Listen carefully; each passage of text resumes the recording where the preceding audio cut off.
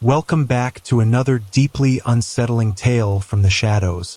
You're listening to Mr. DarXnights, where true crime meets sleepless nights. Tonight's story is more than just a mystery. It's a betrayal buried in plain sight, a chilling tale of trust shattered and justice delayed. So turn off the lights, settle in, and prepare yourself for a story that may have you questioning the people who live closest to you. I used to think monsters wore masks, that killers were faceless shadows lurking in dark alleys or distant cities.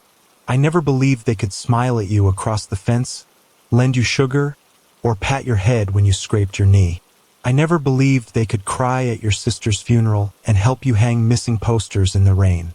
Until 2024, I didn't know the man who murdered my sister had lived next door to us for more than 2 decades. And I sure as hell didn't know he was the reason I stopped sleeping with my window open when I was 9. Her name was Emily. She was 17 when she died. It was summer of '98, and we were inseparable despite the age gap. I was 10. She was everything. Smart, sarcastic, loved horror movies even though they scared her. She'd sneak me comic books and hide me from Mom when I broke something. That August, she never came home from her late shift at the diner. First, we thought she ran away. There were no signs of a struggle, no leads, nothing. Then her backpack was found in the creek behind the old mill road 2 days later. Soaked, torn open, and missing her wallet. After that, the theories went wild. Abduction, robbery, or maybe she just vanished into the night on her own. But I never believed that. Emily wasn't the type to leave without saying goodbye. The search lasted weeks. Our neighbor, Mike, good old Mike with the golden retriever and a smile that stretched from ear to ear, was out there every day. He helped my dad organize search parties, brought us coffee in the mornings, and even comforted my mom when she broke down on the porch. They found her body 6 weeks later. She was buried in a shallow grave deep in the woods near Route 37. Animals had gotten to her. The medical examiner said she'd been strangled. No DNA, no fingerprints, no suspects. The case went cold like a breath lost in winter. And so did our family. Mom stopped cooking. Dad drank more. I started flinching at every creak in the floorboards. The house became quiet, like even the walls were mourning her. Mike didn't go away though. He stayed close, checked in on us, helped mow the lawn when Dad stopped caring, even took me fishing a few times. I remember once, when I was 13, he let me shoot his .22 rifle out in the woods. He said Emily would have been proud. That stuck with me in a weird way. Years passed. The world moved on. We tried too. I went off to college, moved to Chicago, made a life far away from our town and its ghosts. But something in me always stayed behind, stuck in that hot August night, waiting for Emily to come back. In 2024, everything changed. I got a call from Detective Rayburn, a name I hadn't heard since I was a kid. He told me they were reopening cold cases with the help of new DNA technology, rapid whole genome sequencing or something, and they wanted to test a few items they'd kept in evidence. Emily's backpack, her clothes, even a broken hair clip. I didn't think much would come of it. I'd stopped hoping years ago, but I agreed and then went back to forgetting. 2 weeks later, I got another call. They'd found something. A partial DNA match on her backpack, skin cells under the zipper, likely from whoever opened it that night. And the match didn't come from a criminal database. It came from a public genealogy site, one of those Find Your Ancestry DNA kits people mail in. The profile matched someone related to Mike. They said the DNA belonged to a man with a 99.8% likelihood of being a direct relative. Mike had no sons, no brothers. Only he matched. I didn't believe it. Not at first. I actually laughed. I told the detective it had to be a mistake. Mike, the guy who fixed our fence, the one who cried when they found Emily, they didn't laugh. A week later, they served a warrant, swabbed his DNA, matched it. The rest came fast. Interviews, interrogations, media crawling all over our sleepy little town. They arrested him quietly early in the morning before the news broke. I flew back home the next day. The trial hasn't happened yet, but I've seen the files. He confessed. Said he'd followed Emily that night. She'd been walking home through the woods shortcut she always took. He offered her a ride. She refused. They argued. He snapped. Just like that. He buried her himself. Dug the grave with his bare hands. Then he went home and took a shower while her blood dried under his nails. The next morning he brought us muffins. I don't remember flying home. I just remember standing in our driveway, staring at his house like it was breathing. I walked to the fence where he used to lean and talk to my dad. I saw the spot where Emily and I used to sit and watch his dog chase squirrels. The dog's long gone now. That night, I sat in my childhood bedroom and tried to sleep. The air felt heavier somehow, like the house knew the truth before any of us did. I looked out the window and realized something I hadn't remembered until that moment. The night Emily disappeared, I'd seen someone out there. I didn't think much of it then. A shadow by the fence. A figure moving between trees. I told myself it was the wind or a deer, but now I knew better. It had been him, Mike, watching, waiting. There's more, so much more. I've barely scratched the surface. The things they found on his property, the files, the other things he might have done. But I'll save that for later. Right now, I need to sit with this truth. The man who killed my sister lived 20 feet from me, waved at me every morning, and tucked himself into bed every night knowing exactly where her body was, while we searched with flashlights and broken hearts. He was always there, and I never saw him. They say your brain hides memories to protect you. I used to believe that, but after Mike's arrest, the floodgates opened. Things I hadn't thought about in 25 years came crashing in like a tidal wave. Bits of conversations, strange looks, an unease I could never explain as a child but felt down to my bones. He was always there, not just near us, but in us, woven into our family like a thread soaked in poison. The morning after I arrived home, I stood across the street from Mike's house. It looked the same. Same green shutters, same cracked driveway. The porch swing still creaked in the breeze like it always had. But now I saw the rot beneath the paint. I saw the lies sealed in every brick. Neighbors gathered in knots that day. Some curious, some whispering, others refusing to believe it. Mike? They'd gasp. But he was so kind. That's what always gets me. How quick people are to defend a mask.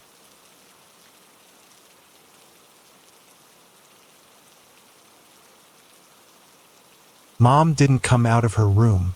Not when the news vans lined the block. Not when detectives walked the lawn with plastic bags and clipboards. She just lay there, curtains drawn, like she was back in 1998 and time hadn't moved at all. Dad didn't say a word. He just sat at the kitchen table, eyes locked on the old family photo of us. The one with Emily sitting between us with her dumb little grin. I don't think he blinked for hours. I tried speaking to him, asked if he remembered anything off about Mike back then. He nodded once, then said something I'll never forget. I always wondered why he cried harder than I did. That sentence, it still echoes. Later that week, I went through some of Emily's old things. Her room hadn't changed much. Mom kept it like a shrine, as if hoping she'd come back one day and pick up where she left off. Dust lay thick across her dresser. The walls were still plastered with Nirvana posters and magazine clippings. I sat on her bed for hours, flipping through journals, notes, random doodles she'd scribbled. And then I found it, a single page folded deep inside a book. A letter, not to me, to herself, I think. It read, "Something's off with Mike. He's always around. Watches me when I get home. Gave me a weird look last week. Said something about me being too pretty to walk alone." I laughed it off, but it creeped me out. Maybe I'm overthinking. He's just a neighbor, right? No date. No mention to anyone. She never told Mom. Never warned Dad. She kept it inside, like it wasn't worth saying. That crushed me. The police didn't tell us everything right away. but I started digging. Local journalist friends helped me get access to some public records. Turns out Mike had been investigated once, in 2005. A different girl missing from a neighboring town. Same method. Found in the woods. No charges filed due to lack of evidence. They'd interviewed him, but he had an alibi. His girlfriend at the time vouched for him. A woman who died 3 years later in a supposed car accident. I didn't believe in patterns until now. It got darker. The search warrant on his house uncovered a collection of photographs. Not just of Emily, of several girls. Most were innocent shots. Parks, diners, schoolyards. But some were taken at night through windows into bedrooms. We don't know who all of them are. Some faces remain unidentified. And then there were the trophies. Detectives found a box under his floorboards. Inside, hair clips, earrings, necklaces, one of which I recognized immediately. Emily's silver chain. The one Dad gave her for her 16th birthday. That's when I lost it. I don't remember throwing the chair or screaming. I just remember Dad pulling me back, tears finally leaking down his face, as if years of grief had been waiting for that moment to be real. They found more receipts from remote gas stations the night other girls vanished. A map with marks across multiple counties. He'd been doing this longer than anyone imagined. Maybe even before Emily. And no one saw it because he was Mike. Smiling, helpful Mike. I asked to see him. The officers warned me against it. Said he wasn't remorseful. That he smiled during the interrogation. But I needed to look him in the eye. I needed to see the face behind the mask. They brought me into a sterile room with a thick glass divider. He was already there, in a jumpsuit, hands cuffed to the table. He looked normal, like a man waiting for coffee, like someone you'd pass in the grocery store and forget 5 minutes later. When he saw me, his eyes lit up. "Hey there, kid," he said. "You grew up." I didn't respond, just stared. "You came all this way for little ol' me?" He chuckled. "I guess I made an impression." Still, I said nothing. He leaned forward, metal clinking. "You know, she wasn't supposed to fight. Emily. She scratched me, bit me, made it hard." My fists clenched. The guard behind me shifted. Mike smiled wider. "But you? You were always quiet. Sweet. I thought about you too, sometimes." I stood up. "You'll die in a cage," I said. His smile faltered for just a second. "Maybe," he muttered, "but I was free for 26 years. That's more than she got." That's when I knew. He wasn't sorry. Not for her. Not for anyone. He was proud. I walked out before I did something I'd regret. The next few weeks blurred. Reporters wouldn't leave us alone. True crime YouTubers started digging up old footage. Podcasts dissected every detail. I hated them all. They treated my sister's murder like entertainment, as if she were a case, not a person. But in that chaos, something strange happened. People started coming forward. Other families. Other cold cases. Some believed Mike might be connected. Others wanted closure or just someone to talk to. I got emails from people across the country. One woman from Ohio said her cousin disappeared after meeting a man with Mike's description in the 90s. A man who said he was just passing through. The web was bigger than we thought. The district attorney offered us a plea deal option. Life without parole, no trial. Some wanted to accept, spare us the pain. But I said no. He doesn't get to slip away quietly. He doesn't get to fade into prison without every detail being dragged into the light. We owe Emily that. And we owe the others, the girls in those photos, the ones whose names we may never know. Sometimes I walk past his house, now sealed with yellow tape and decay. I wonder how many nights he stood at his window watching, planning. I wonder how many screams he buried beneath that carpet. I wonder if the dog ever knew. I hate that I miss the dog. Dad and I talk more now. Strained, but better. We sit on the porch some evenings and say nothing. Just exist. It's a strange comfort. One night, he asked me, Do you ever wish we hadn't found out? I didn't answer, because the truth is complicated. Knowing the truth doesn't heal you. It doesn't bring them back or erase the nightmares. It just sharpens the pain, makes it real. But silence is worse. Silence is where monsters live. And now, at least, the silence is broken. The trial began 6 months after the arrest. By then, our town had become something between a crime scene and a media circus. The courthouse steps were lined with reporters each morning. Cameras clicked like insects.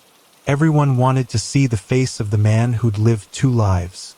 Friendly neighbor and quiet predator. Mike pled not guilty. He sat through opening statements with that same blank stare he wore when he mowed his lawn, when he waved to us across the street. As the prosecution laid out the evidence, DNA, photographs, the recovered chain, the disturbing letter Emily had hidden, he barely blinked. I was called to testify, not about the crime itself. I didn't witness anything, but about our childhood, the neighborhood, our closeness with Mike's family. They wanted to establish trust, show how deeply embedded he was in our lives. When I took the stand, I looked directly at him. He looked back and smiled. It was small, a twitch of the lip, but it was real. That was the moment I knew this wasn't just about Emily. It never had been.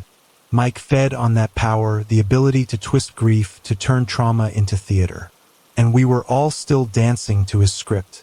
I told the jury about how he helped us search the woods, how he carried bottled water, how he hugged my mom, how, at Emily's funeral, he placed flowers on her casket and said, "She was like my little sister too."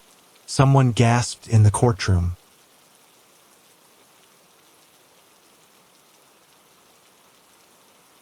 I felt sick, but I forced myself to keep going. Every word was like peeling skin off a wound, but I needed the jury to feel what we had lived with. I needed them to hate him the way I did. When I stepped down, I didn't look at him again. The defense tried to argue mishandled evidence, claimed the DNA had degraded, that the chain could have been planted, that maybe he had a relationship with Emily we didn't know about, consensual, secret. The suggestion made my father's face collapse like wet clay, but the jury wasn't buying it. And then came the moment none of us expected. They called his sister to the stand. I remembered her, Julia. She was older than me, moved away years ago. She hadn't spoken to Mike in over a decade, and the courtroom was silent as she walked to the front, trembling but firm. She opened a worn notebook, took a breath and said, "I need to confess something." Every head turned, even Mike's. "I knew," she whispered. "I didn't know it was Emily, not for sure, but I knew he'd done something." She paused, choking back the weight of memory. When we were kids, Mike used to sneak out at night. Sometimes he'd come back with mud on his shoes. One night in the summer of '98, he came home shaking, said he hit a deer, but he had blood on his hands. And his shoes, they weren't muddy. They were red. Gasps spread like wildfire. I told myself it was nothing, that I imagined it. I didn't want to believe, who would? But years later, after the other girl disappeared, I started writing things down, trying to make sense of it. I never went to the police. I was afraid. She looked up directly at us. "I'm sorry." That cracked something open, not just for the jury, but in the public. Suddenly, Mike wasn't just a neighbor-turned-killer. He was a lifelong predator, cloaked in trust, shielded by silence. The trial lasted 9 days. The verdict came quickly, guilty on all counts. Murder, kidnapping, tampering with evidence, possession of illicit images. The list was long and damning. Mike didn't react. Not when the judge read the sentence, life without the possibility of parole. Not when my father stood to read his victim impact statement. Not even when Julia collapsed into tears after court adjourned. He just sat there, staring ahead, already somewhere else. I watched as they cuffed him, led him down the corridor. He didn't look back, and I was glad. But closure, that's a myth. The weeks after the trial were harder than I imagined. Everyone thought we'd feel peace, but it was more like standing in a room where the screaming had stopped, leaving only the ringing in your ears. Mom passed away 3 months later. They said it was a stroke, but I think it was grief. The kind that waited until the truth was out before finally taking her. She died in her sleep, clutching one of Emily's shirts like it was a lifeline. Dad's quieter now, but he's still here. He plants flowers in the front yard every spring. Lilies, Emily's favorite. Sometimes he talks to the air. Says things like, "I hope she's proud of us. I think she would be. I moved away last year. Not far, just enough. I needed space from the house, the street, the memory of Mike's porch swing squeaking in the wind. But I kept Emily's journal. And that letter, I still read it sometimes, just to hear her voice. And then there's the box, the one the police returned after the trial. Inside were items recovered from Mike's home, photos, receipts, maps. Most are evidence for other cases now. But tucked into the bottom was a note, a page from a calendar. It read, "Next, the boy." The date was July 1999. I was 12 that summer. I don't know what that means, not exactly. But I know this: Emily saved me. By fighting. By resisting. By drawing blood. She cracked the mask just enough for the future to find him. Sometimes I dream about her. In the dream, we're sitting by the creek behind our old house. She's laughing, throwing pebbles, and the sun is warm. She turns to me and says, "You found me." I always wake up crying. Mike's story is over, but the shadows he left behind, those don't fade. Still, I share this because silence gives monsters room to grow. And because somewhere, someone else might be living next to their nightmare, thinking it's just a man mowing his lawn. If you hear something, say something. If you feel something is wrong, don't wait, because we didn't, and it cost us everything. Story 2 started like so many things do these days, with a swipe. I wasn't looking for something serious. I told myself that, but that little lie dissolved the moment I saw his profile. Mark Fisher, 32, logistics manager, rugged beard, steel blue eyes, and that smirk, half danger, half poetry. We met up the next night, coffee shop, late afternoon. He arrived early. I know that because he was already sipping a drink when I walked in. Black coffee, no cream, no sugar. He stood when he saw me and smiled like he'd been waiting his whole life. Mark was polite, charismatic, and oddly reserved. He asked a lot of questions about me, my work, my family, but shared very little in return. When I asked what kind of logistics he handled, he shrugged and said, "Moving stuff from places to places. Nothing interesting." He wasn't lying. Not entirely. By our third date, I was hooked. We laughed a lot. He listened, really listened, and seemed to understand the cracks in me before I ever pointed them out. It was like he'd studied me. He moved fast.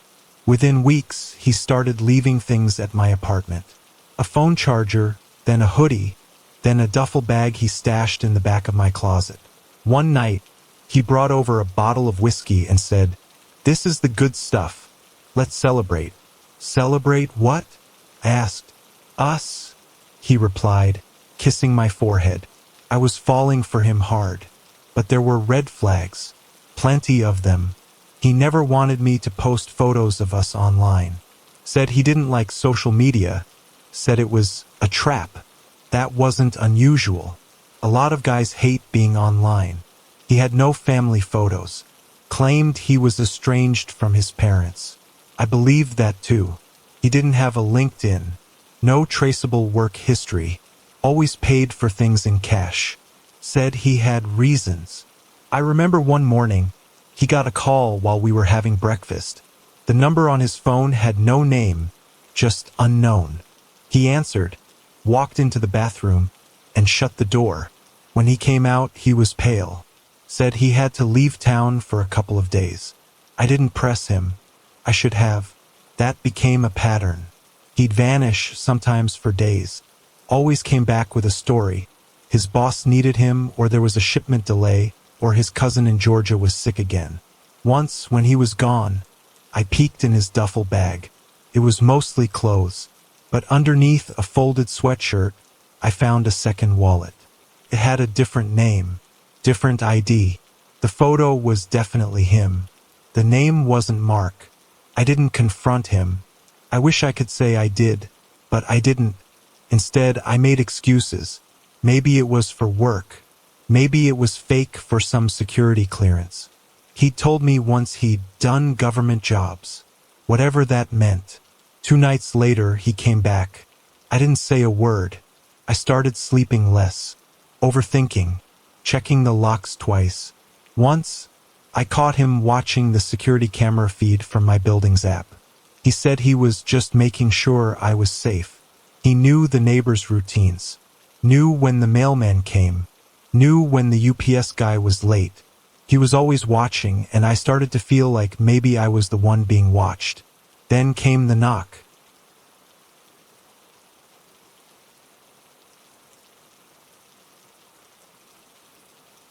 It was early, around 7 a.m. I was still in bed. Mark had left the night before, said he had to check on something across state lines. 2 men in suits stood at my door. One showed a badge. U.S. Marshals, he said. We need to ask you some questions. I let them in. My hands were shaking. They asked how long I'd known Mark Fisher. I told them it had been nearly 2 years. The taller one looked at his partner, then said gently, "Ma'am, Mark Fisher doesn't exist." I felt my stomach drop. They pulled out photos. One showed Mark, my Mark, but with a different haircut. A mugshot. His real name was Ethan Pierce. He was wanted for an armed robbery in Texas, one that left 2 men injured. He'd vanished right before sentencing, cut off his ankle monitor, and disappeared. That was 3 years before we met. They said he'd been using multiple fake identities across state lines. Credit card fraud, wire fraud. Some suspected he was involved in something bigger, maybe even tied to an organized crew. And he'd been living with me, sleeping next to me, kissing me goodnight. I couldn't speak. They asked if I'd seen him recently. I lied. I told them he left me a week ago. I said I didn't know where he went, but he was supposed to come back that night. They stayed for a while, took photos of the duffel bag, asked to check my devices. I let them. I deleted every message between us after they left. Something inside me shattered. That night I waited. The door never opened. Ethan never came back. But someone had been in the apartment while I was out. The whiskey bottle we'd shared weeks ago was gone. So was the hoodie he left on my couch. Nothing else was touched. Just those 2 things. As if he'd come back to erase himself. Couldn't sleep for days. I kept replaying everything. His jokes, his stories, the way he touched my hair. I started wondering what was real. Had he ever loved me? Or was I just part of his cover? Eventually, the marshals called again. Said he'd been spotted in a city 4 hours away. He'd escaped a checkpoint using forged plates. Still running. They asked if I wanted updates. I said no. But I still checked the news. Still Google his name. Still wonder if the man I loved was ever real. Or if he was always just the lie that wore a smile. I started seeing him everywhere. Not literally, but in flashes, in silhouettes that passed store windows too fast to catch. In the guy with a similar beard pumping gas at the Chevron off Interstate 75. In someone crossing the street wearing boots just like his. My mind was haunted. Not by what he'd done, but by how well he had fooled me. How close I'd come to never knowing at all. How long I would have stayed in that strange, honeyed lie if no one had knocked. The U.S. Marshals had promised to call if they found him. I hadn't heard a word since. But about 3 weeks after that morning visit, a letter came. There was no return address. Inside was a folded sheet of hotel stationery. Cheap, creased, stained like it had been shoved into a jacket pocket for days. One sentence, written in ink. I didn't lie about loving you. No name. No explanation. Just that. My hands shook reading it. I should have turned it in. I knew that, but I didn't. Kept it. Tucked it into the back of my closet, behind winter coats and a shoebox full of photos I no longer had the stomach to look at. The nightmares came next. In them, we were always in bed, his arms around me, whispering sweet things, but I couldn't move. And then I'd see his eyes go flat, emotionless, and he'd press a hand to my chest, slowly suffocating me while smiling. In real life, sleep stopped happening, so I started researching. There wasn't much online about Ethan Pierce, not under that name, but there were forums, archived court documents, some local news articles buried in digital dust. I found an old headline, "2 injured in armed robbery at Houston pawn shop." The article mentioned a suspect, Ethan Pierce, 29, who vanished after making bail. No one had seen him since. The photos attached were unmistakable. Shorter hair, clean-shaven, but those were the same eyes. There was a woman quoted at the end of one article. Her name was Susan Tierney. She was the sister of one of the victims. I found her Facebook. I stared at her profile for a long time before sending a message. She didn't reply. Not at first. A week later, though, my inbox dinged with one word. "Why?" I replied immediately. I told her I hadn't known, that I'd met him under a fake name, that I only found out recently. Her next message was longer. She told me her brother had survived, but barely. He'd been shot in the shoulder during the robbery. The bullet missed his spine by an inch. Ethan had come in pretending to sell a watch, then pulled a gun and ordered everyone to the floor. He got $2,000 in cash and some jewelry before running. The security footage was blurry, but clear enough. He'd worn gloves. No fingerprints. Clean getaway. Susan said he disappeared after posting bail with money no one could trace. She called him a ghost. I asked her if she'd ever heard of him writing to someone before. She said no, then asked me something I hadn't expected. "Do you still love him?" I didn't know how to answer that. Some part of me wanted to scream, "Of course not." But another part, the broken, lonely part, remembered how safe I'd felt, how seen. Even if it was all a lie. I never replied, but that question stayed with me. A few days later, I got a voicemail from a number I didn't recognize. I almost didn't check it, but I did, and his voice was there. "Hey, it's me. I know I shouldn't be calling. I know you're scared. I needed to hear your voice, even if I couldn't. I'm sorry. For everything." The message cut off after 23 seconds. I called the number back.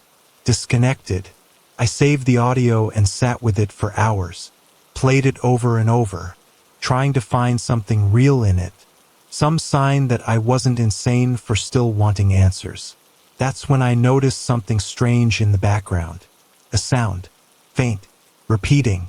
Took me a while to realize what it was. Train horns. Long, low, distant. He was near a railway line. I spent that whole night online, looking up rail maps, trying to figure out where he might be. It was crazy. I knew it. But obsession doesn't always feel like madness. It often feels like purpose. Eventually, I gave up and crawled into bed, the phone still in my hand. And then I heard it again. Not from the phone. From outside. A train horn. Distant, then closer. Not unusual in my area, but somehow that sound struck me differently now. I got up, went to the window, looked out into the street, and I swear, I saw a man walking down the sidewalk in the fog. Same height, same build, same boots. I blinked and he was gone. Maybe I was dreaming, or maybe I was losing my grip on what was real. The next morning, another envelope arrived.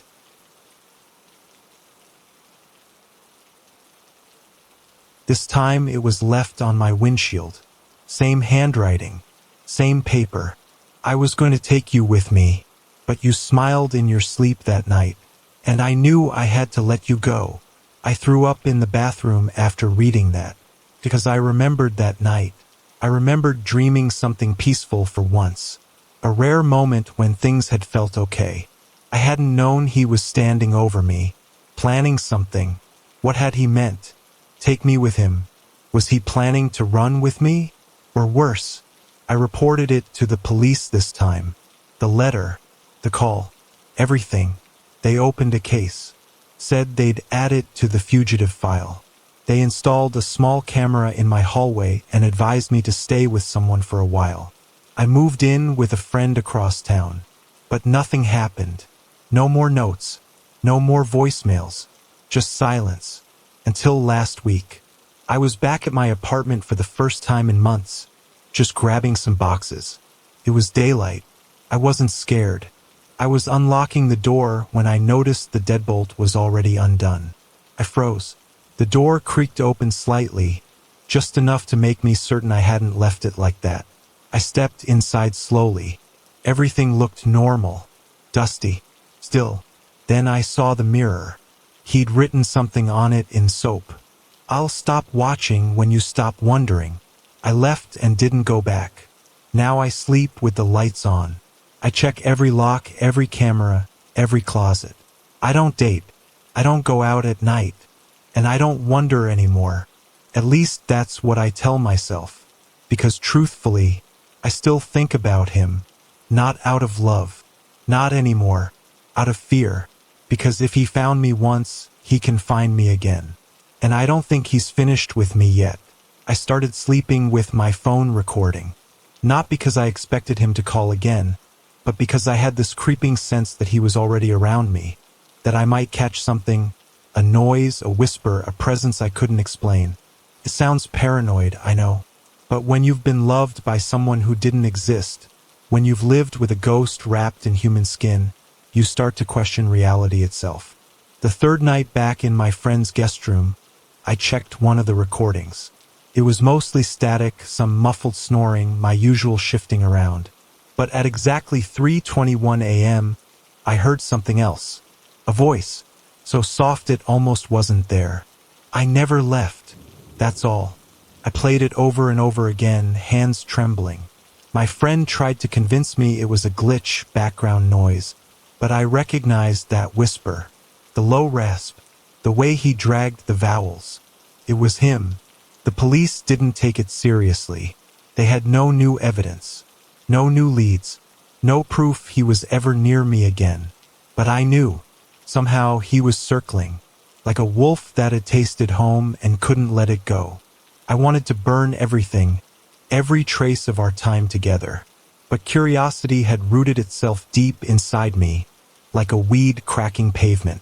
I needed closure, so I made the mistake of messaging Susan Tierney again.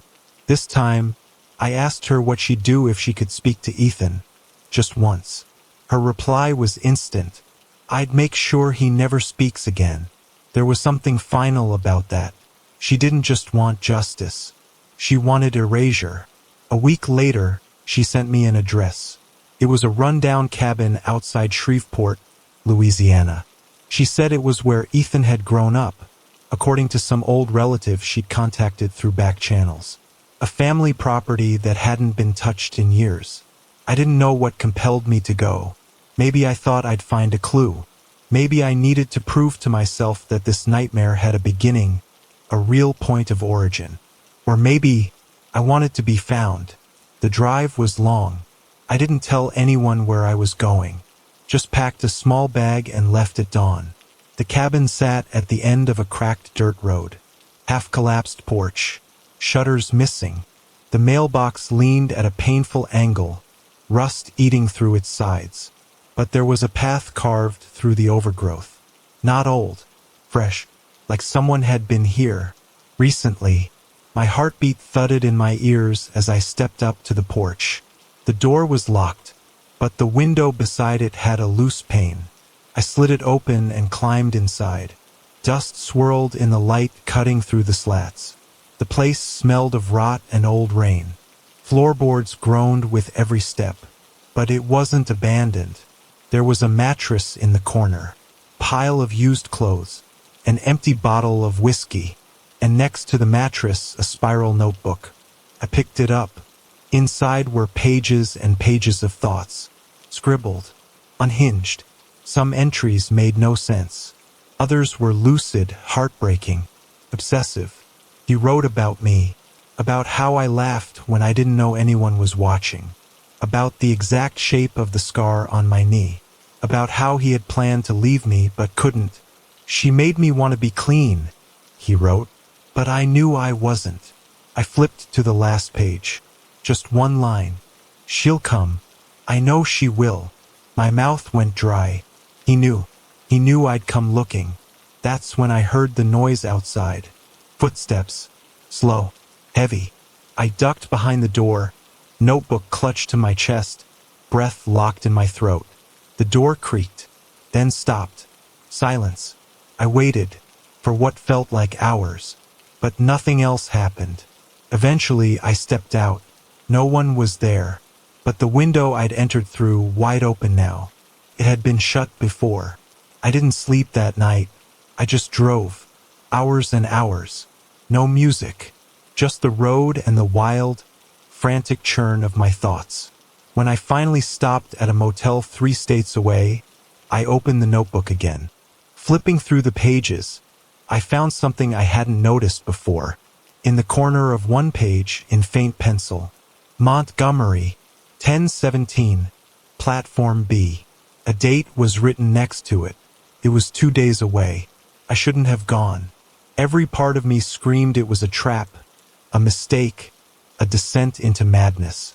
But I went, because part of me needed to see the end of it, to look him in the face and say, "You don't own me anymore."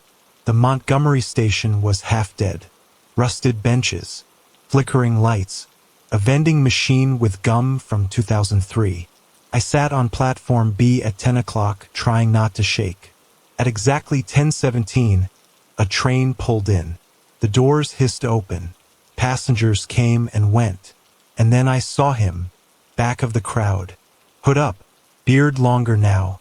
Eyes locked on mine like we'd been in mid-conversation for weeks. He stepped off the train. I didn't move. He walked toward me, slow, calm, like he was approaching a lover, not a victim. When he got close, he stopped. "I hoped it would be you," he said. I didn't respond. Couldn't. "I never meant to hurt you," he added. "You did." He nodded. "I know." Silence. Could have screamed. Could have called the police. Could have made a scene. But I didn't. I just stared. Then I said, "Why me?" He smiled. Sad. Broken. "You believed in things. People. That's rare. You used me. I used everything." We stood there for a long moment. Trains came and went. Then I said, "You have to turn yourself in." He looked past me, toward the exits, toward the streetlight shadows beyond the glass. Then back to me. "I will," he said. But he didn't. He turned, walked away, vanished into the crowd. Could have followed. I didn't, because the truth is that was the end for me, not for him.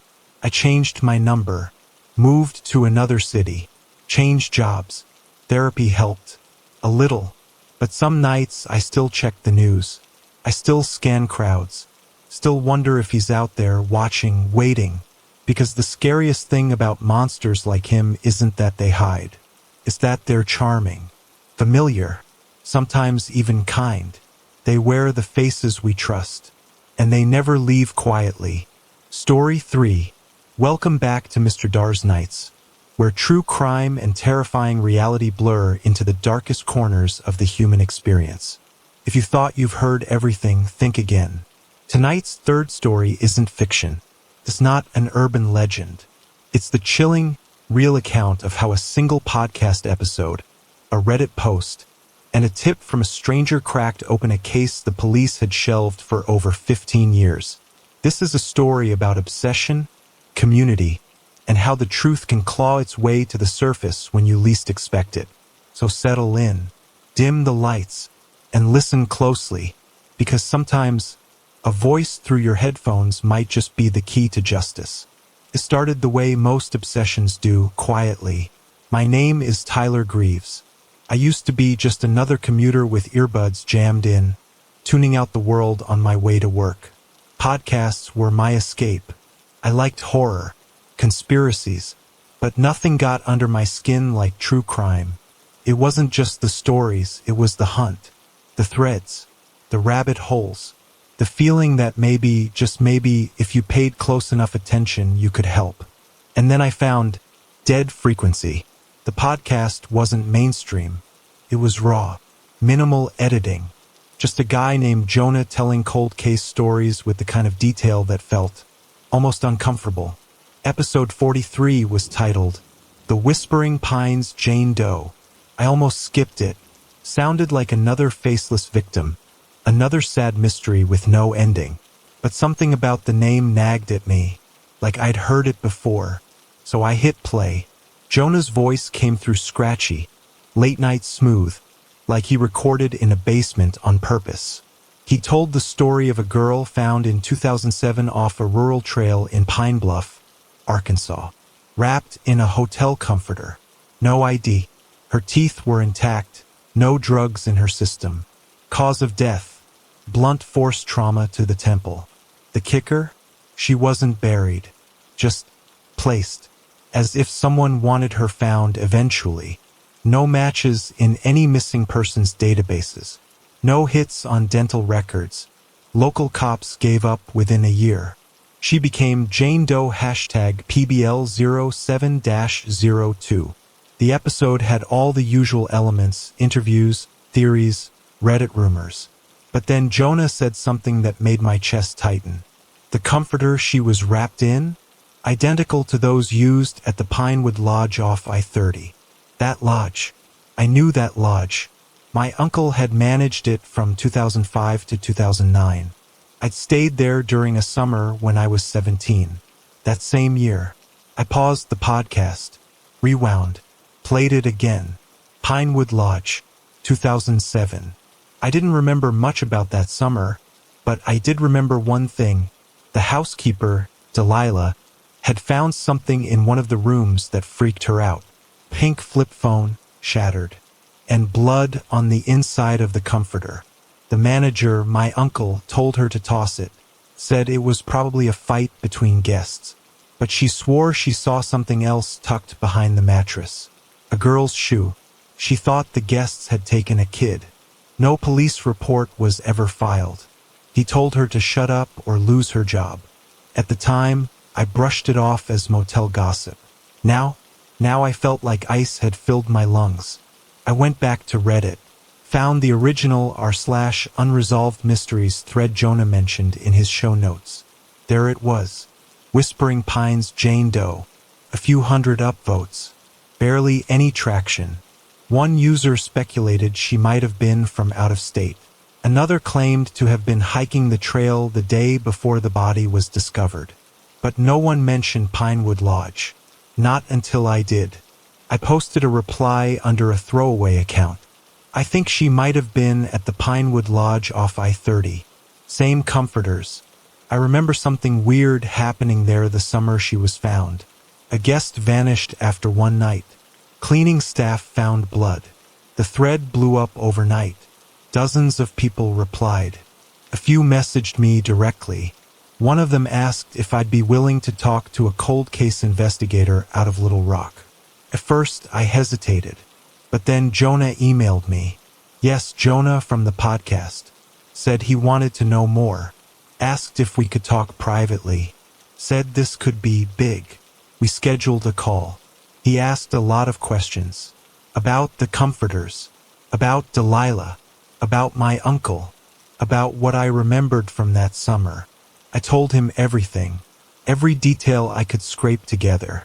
Then he asked the question that changed everything. Did your uncle ever have any complaints about room 113? I froze. I hadn't thought about it in years. Room 113. The room at the very back. The one with the broken AC unit. The one Delilah hated cleaning. She told me once that it smelled like someone was trying to hide something. I told Jonah that. He went quiet for a long time. Then he said, Tyler, I think your uncle knew exactly what happened to that girl. That night I couldn't sleep. I tossed and turned until the sun came up. By 8 a.m., I had a knock at my door. 2 men in suits, badges, the Arkansas State Police. They asked me to come with them. I did. They questioned me for hours, made me repeat everything. They asked for any contact information I had for my uncle. I gave them what I could. A week later, I got a call. They'd reopened the Whispering Pines case. All because of that podcast episode. And my post. The story went public fast. Reddit, Twitter, local news. The podcast blew up. And then came the real shock. Someone else came forward. A former guest at the Pinewood Lodge. She'd stayed there in July 2007. Said she remembered Loud arguing from room 113.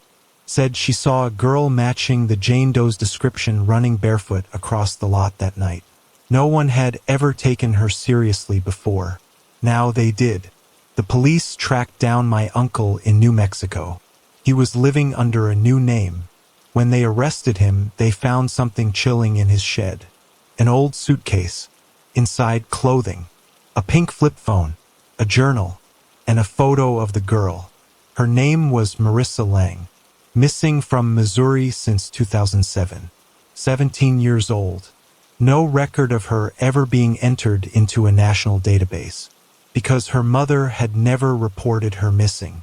Why? Because her mother was already dead. Overdosed in 2006. Marissa had been living in group homes. Couch surfing. Hitchhiking. When she met my uncle, he told her he could help her start over. She trusted him. He killed her within 48 hours.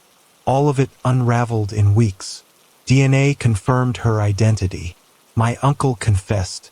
Pled guilty to second-degree murder. He died of a heart attack 3 weeks into his sentence. Case closed. But something stayed with me. Something Jonah said in a follow-up episode. Sometimes the justice system doesn't close the case. Sometimes a guy on a bus with a podcast and a memory does. I don't feel like a hero.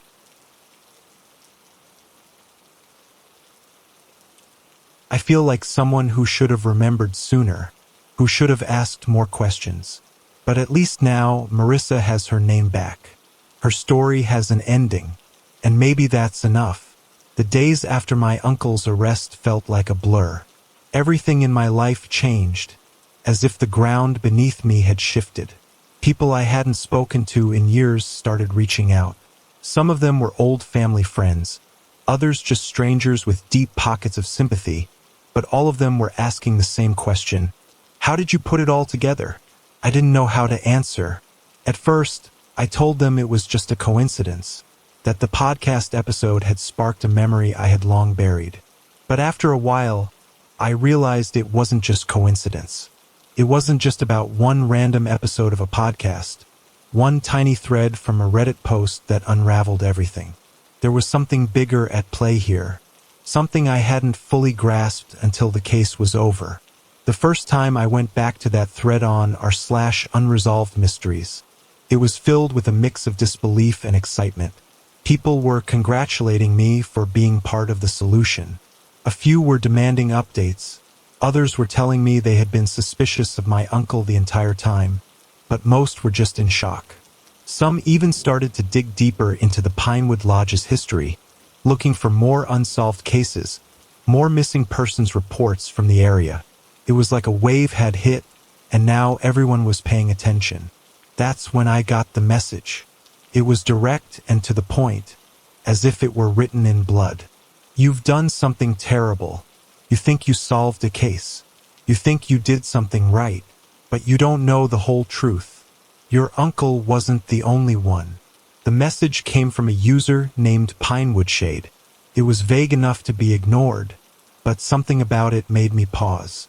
The way it was worded felt personal, like someone who knew more than they were letting on. I went back to the post I had made. I scrolled through the hundreds of replies, trying to find any mention of Pinewood Shade. Nothing. The username was new, a fresh account with no history. My gut told me something wasn't right. Someone out there, someone who had been watching, had just decided to make their move. I didn't know who to talk to about it, and honestly, I didn't want to get tangled up in this mess again. I had just helped solve a murder. I was ready to step away, let the police do their job, and move on with my life. But that email nagged at me, and that's when I made the mistake of clicking on the user's profile. There, in plain sight, were more cryptic messages. Short, clipped thoughts, warnings, and then a thread started by Pinewood Shade titled, "The Real Pinewood Lodge Secrets." The post had only a few lines, but the words hit like a sledgehammer. "Your uncle wasn't the first. He won't be the last. You've only scraped the surface." I didn't want to go any deeper, but the thread itself was strangely compelling. There was a mystery lingering there, something I couldn't shake. I needed to know more. I clicked on the link attached to the thread, a link that led me to a private message board, encrypted and hidden from the public eye. To get in, I had to answer a few questions about the case. Questions no one should have known unless they had been involved in the investigation or knew something that wasn't public. I hesitated for a moment, but curiosity won out. I typed in the answers, the correct ones, based on everything I had learned. The screen refreshed. I was in, and that's when I saw the files. One after another, images, police reports, witness statements. There were even audio recordings of conversations between my uncle and other individuals I didn't recognize. They were encrypted too, but it didn't matter. They had unlocked something far worse than what I had imagined. My uncle wasn't the only predator hiding behind the walls of Pinewood Lodge. The files detailed the disturbing history of the motel, stretching back decades. Missing persons reports, unsolved disappearances, and most shocking of all, there were other Jane Does linked to the same lodge. Some from as far back as 1980, others just a few years before Marissa. The more I uncovered, the more I realized how deeply ingrained my uncle had been in this web of darkness. He wasn't just a random bad apple. He was part of a much larger operation. And that operation had been running under the radar for years. I felt sick. The realization settled in my gut like a stone. He wasn't alone. He'd had help. His actions had been deliberate, part of a much darker, systematic plan. The rest of the night blurred by in a haze of guilt and anger. Couldn't sleep, couldn't eat. I kept looking over the files, searching for connections. Anything that could give me a hint about who else was involved. But the names meant nothing to me. The phone numbers were out of service. The people in those audio recordings had been careful not to speak too plainly. But the worst part? The feeling that I had been part of it all along. Had I ignored the signs? Was I complicit in something more horrific than I could ever imagine? By morning, I couldn't stand it any longer. I had to talk to the police. I contacted Detective Harrell, the lead investigator on Marissa's case, the same detective who had followed up after the first tip I'd sent in. I met him in person that afternoon, and I showed him everything I had found. All the files, the posts, the encrypted boards.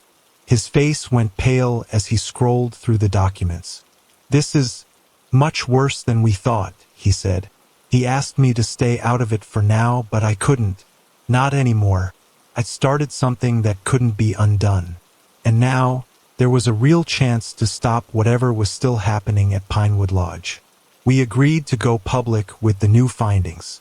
We wouldn't hide it. No more secrets.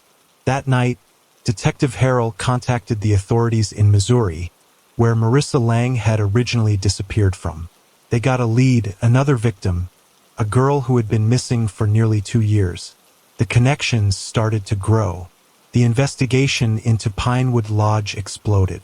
For weeks, authorities scoured old records, combed through files from previous missing persons cases, and tracked down new witnesses who had been too scared to come forward all these years.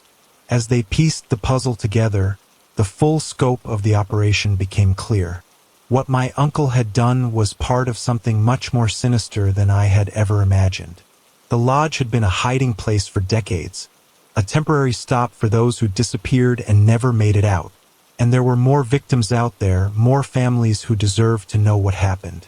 The discovery shook the foundations of the small town of Pine Bluff. And the more we uncovered, the more I knew that this wouldn't be the last time I heard from Pinewood Shade. There was still much more to uncover. And as the investigation gained traction, something told me that the true horror had only just begun.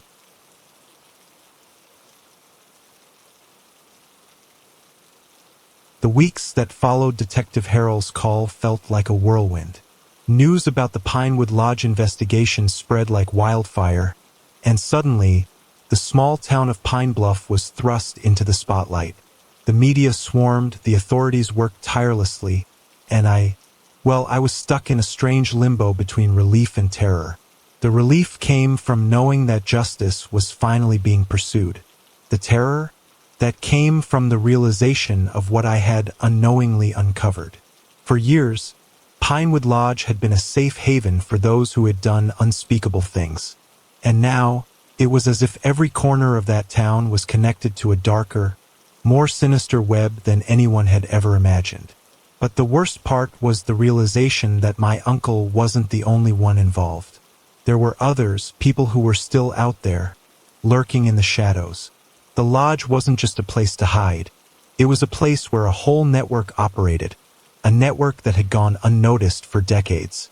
As authorities worked to bring new charges against my uncle, a more disturbing truth began to emerge. The investigation into Pinewood Lodge had reached beyond the small town of Pine Bluff. Other missing persons cases from surrounding counties were being linked to the motel. But it wasn't just the victims' names on the police reports that made me shudder. It was the fact that the disappearances were all eerily similar. Pattern emerged. Each case had been carefully hidden under the guise of local tragedies. Unfortunate accidents, random acts of violence, and even unsolved mysteries. But when examined closely, there were undeniable connections. The victims all had ties to transient lifestyles, traveling from city to city, staying in hotels and motels just like the Pinewood Lodge. Some had even stayed at the very same lodge before disappearing. I couldn't help but wonder how many more victims there were, how many people had walked through those doors, only to vanish without a trace. But as the investigation expanded, something unexpected happened. Detective Harrell reached out to me once again.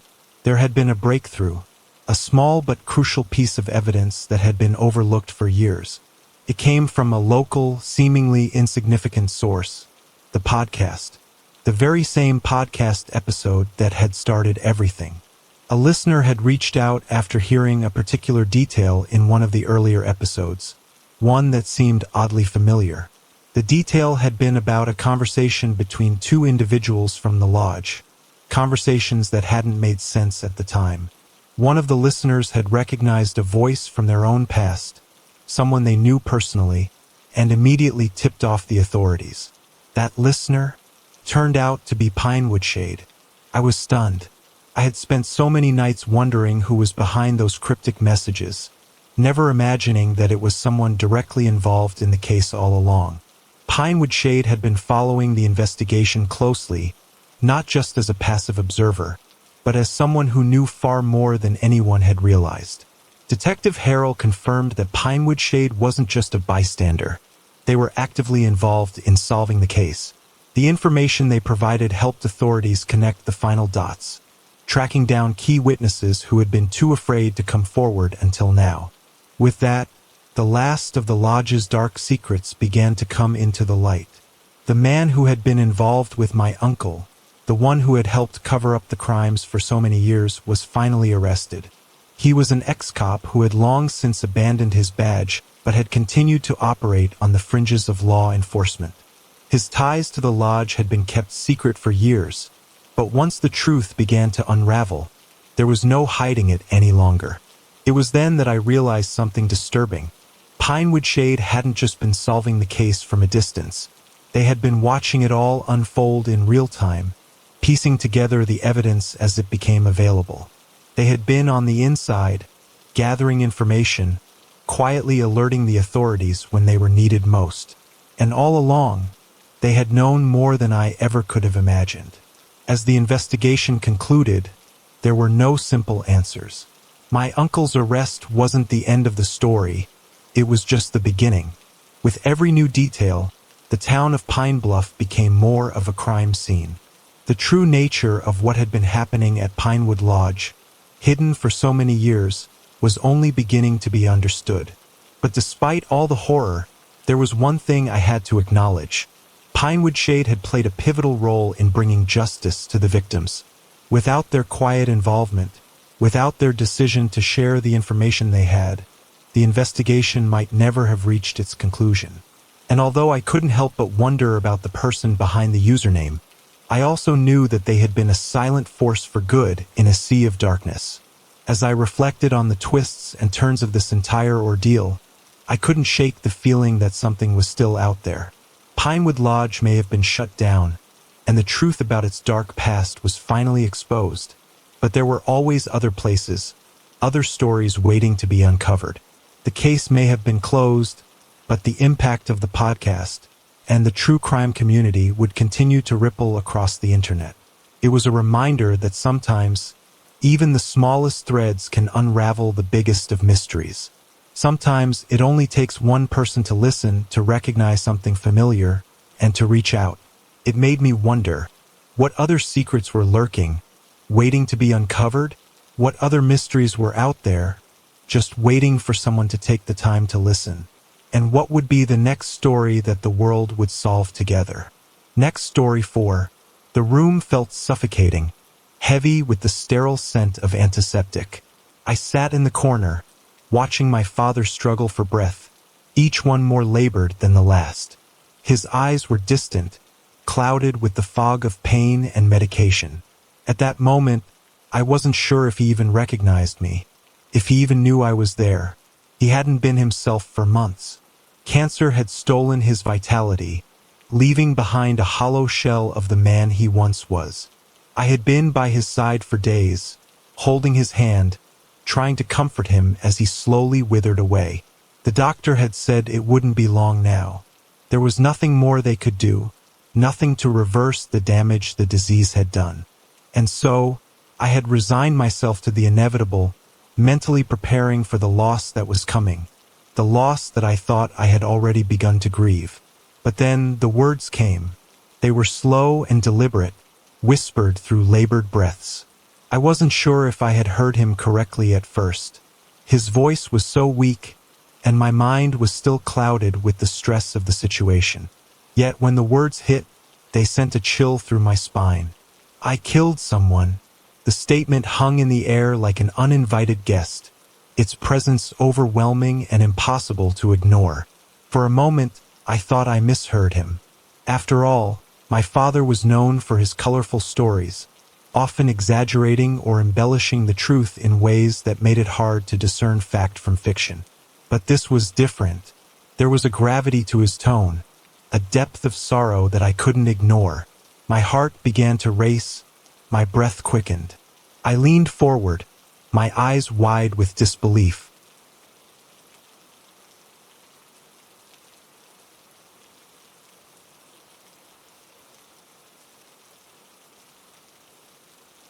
"What do you mean?" I asked, my voice trembling despite myself. I had no idea what he was referring to, but the weight of those words made me fear the worst. He turned his head slightly, his tired eyes locking onto mine for the first time in days. It was like a flicker of recognition, a moment where the fog cleared just enough for him to speak with the clarity of someone who knew his time was running out. I saw pain in his eyes, a deep regret that I had never known him to possess before. I wasn't sure how to process it, but I was desperate to understand. "I wasn't drunk," he whispered, barely audible. "But I hit someone. A woman. It was the 80s. I was driving home one night, late, in the rain. I thought I hit something. I kept going. I didn't stop." The words felt like a punch to my gut. It was hard to believe, hard to even fathom. My father, the man I had grown up with, the one who had always been a pillar of stability in our lives, had just admitted to committing a crime so horrifying, so brutal, that I could hardly wrap my mind around it. I had never known him to have a violent bone in his body. He was the type of man who would lend a hand to anyone in need, who would offer his time, his energy, his resources to help those around him. So why would he have done this? Dad, what are you saying? I whispered, my voice barely a whisper. It was hard to form words, hard to keep myself composed. My heart was racing in my chest, and I could feel my hands shaking as I gripped the armrest of the chair. He let out a sigh, one that seemed to carry the weight of decades of regret. His eyes fluttered closed for a moment, as if the effort of speaking had drained him. But then he forced his eyes open again, locking his gaze with mine, as if he was determined to confess everything before it was too late. I thought it was an accident, he continued, his voice growing even softer. I thought I hit a tree or something, but it wasn't. I don't know why I didn't stop. I didn't call the police. I drove home, and I never told anyone. I was reeling, my mind racing to make sense of what he was saying. A hit and run? A death? It didn't make sense. My father wasn't a criminal. Sure, he had his flaws, his temper, his stubbornness, his mistakes, but murder? That was something I could never have imagined in 1,000 years. Who was it? I asked, barely able to speak the words. I didn't even know if I wanted to hear the answer. I didn't know if I could handle it. His gaze faltered, and he seemed to drift away for a moment, as though he was reliving the memory in his mind. He wasn't looking at me anymore, but through me, as if the years of guilt had finally come to the surface in his last moments. I watched as his lips trembled, his face twisted in anguish. I don't know. I never found out, but I know it was someone's mother, someone's daughter. Someone out there is still mourning her loss, and they don't know who did it. And I've carried that guilt all these years. The room felt colder now. His confession hung in the air like an anchor, dragging us both down into a sea of confusion and sorrow. How could he carry such a burden for so long? And why was he telling me now, in these final moments, when it was too late to undo what he had done? I couldn't speak. I just sat there, frozen in place, my mind reeling. A hit-and-run death from the 1980s, ruled accidental, and my father, the one who had caused it, had never once confessed until now, when death was knocking at his door. I spent the rest of that evening in a haze, unable to focus on anything except the words my father had whispered to me in his final moments. The confession kept echoing in my head, like a constant drumbeat, each thud sinking deeper into my consciousness. I could hardly comprehend it. My father had admitted to something terrible, something I had never imagined possible. And now, I was left with the impossible task of deciding what to do with the knowledge he had entrusted to me. The next morning, I woke up feeling as though the weight of the world was pressing down on me. The house felt emptier than it had before, even though my father's presence still lingered in every corner. The air was thick with the tension of his confession, and I found it difficult to breathe. As I sat at the kitchen table, staring at a cup of coffee that had long since gone cold, I thought about the victim. The woman my father had hit all those years ago. Her family, her life, what had happened to them? What had become of the woman he had left lying in the road that night? I knew nothing about her, nothing about the circumstances surrounding the incident. For all I knew, she could have been a mother, a daughter, a sister. She could have had a life full of potential, full of love and promise, before my father's actions took it all away. I couldn't imagine the pain her family had gone through, never knowing who had been responsible for their loss. And now it was my father's secret, a secret he had carried with him for decades, a secret that had finally come to light in his last moments. But the real question that consumed me was whether I should tell the authorities.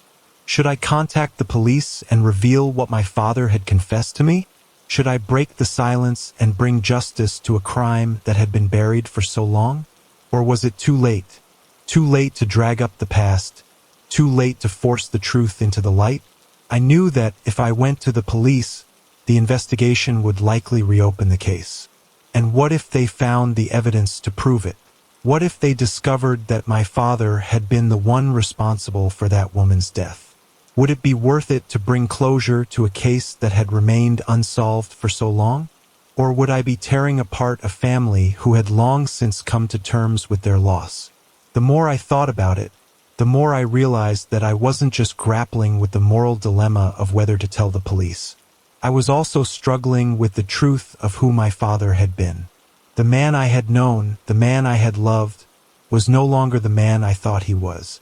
He had done something unspeakable, and yet he had carried it with him, hiding it from everyone, including me.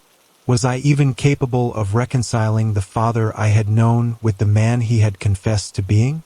For the next few days, I remained in a state of paralysis, unable to make a decision. I spent hours sitting by my father's bedside, watching him slowly slip further away. He wasn't speaking much anymore. His words had grown even more infrequent, and the painkillers had dulled his awareness of the world around him. The only thing I could do was sit and wait, hoping that some answer, some clarity, would come to me in my moments of solitude. But nothing came. I couldn't shake the image of the victim's family, their pain, their confusion. I couldn't ignore the thought of the woman lying alone in the street, her life cut short by an accident that had been covered up by my father's silence. The more I thought about it, the more I knew I had to make a choice. I couldn't let this linger forever, not in the way that it had been, not when the truth had finally come to light. The dilemma, however, wasn't just about the victim anymore. It was also about my relationship with my father. I had to face the truth about who he was, even if it meant acknowledging that he had done something terrible. Could I really carry on pretending that nothing had happened? Could I live with the knowledge of his crime without confronting it?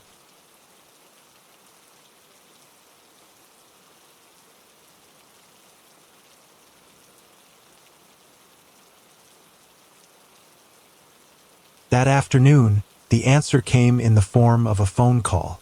It was from the police. A detective on the other end of the line introduced himself and asked if I was the daughter of the late John Palmer. My heart skipped a beat. I had never given them my name, had never mentioned anything about the confession my father had made. How could they know? "I'm sorry to bother you at a time like this," the detective continued, "but we've recently come across some new information about a case that was never solved. An old hit and run from the late 80s. It's been reopened, and we've received some new leads. We were wondering if you could help us." I felt my throat tighten. My mind raced, and for a moment, I thought I might faint. Couldn't believe it. The case my father had confessed to was being investigated again. The police were now actively searching for answers, looking for clues in a case that had remained unsolved for so long. And now, the question loomed before me in its most pressing form. Should I tell them the truth? Should I reveal that my father had admitted to being the one responsible? Would I be the one to close the chapter on a family's unanswered questions? Or would I be the one to unravel the fabric of everything I had known? I could feel the weight of the decision settling over me. This wasn't just about justice anymore. It was about the consequences, the ripple effect of revealing my father's secret. It was about facing the reality that the man I had loved, the man I had looked up to, had done something that could never be undone. I don't know if I can help," I finally said, my voice trembling. The detective was silent for a moment before responding. "I understand, but if you do change your mind, we'll be here." The conversation ended, and I was left alone with the weight of the decision pressing down on me once again. The silence in the room was deafening. The following days passed in a blur, and the weight of the decision pressed heavier on my chest with each passing hour. I could feel the growing tension gnawing at me, dragging me under like an anchor tied to my soul. Every time I passed my father's old chair or stood in front of the kitchen counter where we used to have our talks, I felt the gnawing sensation that I could never ignore again. I had to face it. The truth that had been buried for decades now demanded to be heard. I couldn't shake the voice of the detective. "If you change your mind, we'll be here." It echoed in my head, like a warning. The investigation had already begun. They had reopened the case. I knew that at some point someone, perhaps even someone close to me, would find out that my father had been the one who took away another person's life. The longer I waited, the more I would be complicit in keeping the secret. Could I live with that? Could I live with my own inaction? In the quiet solitude of my bedroom that night, I found myself reaching for my phone. I couldn't stand the uncertainty any longer. I dialed the number for the detective I'd spoken with earlier, my hands trembling as I held the phone to my ear. Each second of silence felt like a lifetime until finally, the detective answered. "Detective Harris," he said, his voice calm but alert. "Detective, it's me. I need to talk," I said, my voice barely above a whisper. "I want to help. I need to tell you what my father confessed." The words felt like a release, as though the floodgates had opened and everything I had been holding back poured out into the space between us. "Are you sure?" the detective asked. "This is a big step. Once you tell us, there's no turning back." "I'm sure," I replied, my voice steady now, the weight of the decision settling over me. "It's time." The next morning, I met with Detective Harris at a nearby coffee shop. The detective was a middle-aged man, with a weathered face that showed the toll of years in law enforcement. He seemed calm, professional, exactly the kind of person I needed to help me navigate the storm that had been unleashed by my father's confession. We sat down at a small table, and I hesitated for only a moment before beginning. The words came quickly, but with a tremor in my voice. I explained everything: my father's deathbed confession, the details of the hit-and-run accident from the 80s, and how I had struggled with the weight of the truth. I told him how my father had been the one responsible for the death, how he had carried the guilt with him all these years, and how I had been left to decide whether to speak out. Detective Harris listened quietly, taking notes as I spoke, never interrupting. When I finished, he looked at me for a long moment, as if weighing what I had said. "This is a difficult situation," he said finally. "You've just opened up something that's been buried for decades. We'll need to corroborate your father's confession. It won't be easy, but it's the right thing to do. You've done the right thing." I nodded, feeling a strange sense of relief mixed with guilt. It wasn't over yet. There would still be questions to answer, and the consequences of my decision would ripple out in ways I couldn't yet foresee. But for the first time since my father's confession, I felt like I had taken the first step toward making things right. As the investigation progressed, the truth began to emerge. The police traced old records, re-interviewed witnesses, and examined the evidence that had long since gone cold. Detective Harris kept me updated, but the process was slow. I spent the following weeks in a state of anxiety, constantly checking my phone, hoping for a sign that the truth would be finally revealed.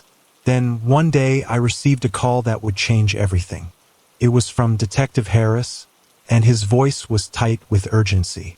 "We've found something," he said. "We've located the victim's family. They never knew who was responsible for the hit and run, and we've just confirmed that your father's confession matches the evidence we found. We're going to make an arrest." My heart raced as the reality of what I had just done hit me all at once. My father was going to be held accountable for his actions. But even as I felt the crushing weight of that realization, I also felt a sense of justice, a sense of closure for the victim's family. They would finally have the answers they had been waiting for all these years. In the weeks that followed, the story hit the news. The media reported on the long unsolved hit-and-run case, the new evidence, and the shocking revelation that the person responsible had been a respected member of the community. Someone with a family, someone who had kept his dark secret hidden for years. The arrest of my father's close friend sent shockwaves through the town, and the once quiet neighborhood buzzed with rumors and disbelief. For me, the hardest part was seeing the victim's family in the press. They spoke with tears in their eyes, finally able to mourn the loss they had carried for so long, knowing that justice had finally come. I couldn't help but feel a sense of guilt as I watched them.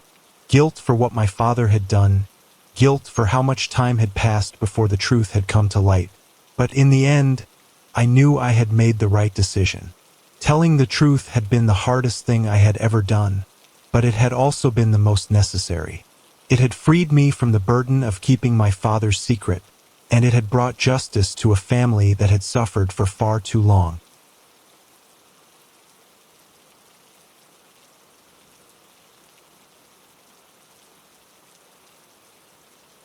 The guilt didn't disappear overnight. I would carry it with me for the rest of my life. But at least I could face it now, knowing that I had done what was right.